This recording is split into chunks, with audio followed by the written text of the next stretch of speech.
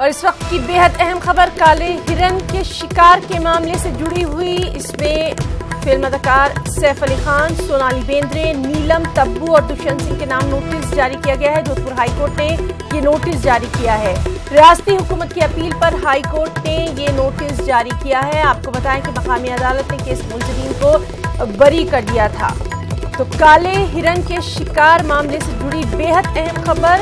Film अदाकार सैफ अली खान, सोनाली बेंद्रे, नीलम तब्बू और दुष्यंत सिंह के नाम नोटिस जारी किया गया है। जोधपुर हाईकोर्ट ने ये नोटिस जारी किया है। रियासती हुकूमत की अपील पर हाईकोर्ट ने ये नोटिस जारी किया है। इससे पहले मकामी अदालत ने केस के मुलजिमीन को बरी कर दिया था। कहीं ना कहीं मुश्किल में नजर आ रहे हैं सैफ अली खान, सोनाली बेंद्रे, नीलम तब्बू और दुष्यंत सिंह, जिनके नाम जोधपुर हाईकोर्ट ने नोटिस जारी किया है। इससे पहले मकामी अदालत ने केस के मुलजिमीन को बरी कर दिया था। काले हिरन के शिकार से जुड़ा ये मामला रहा है।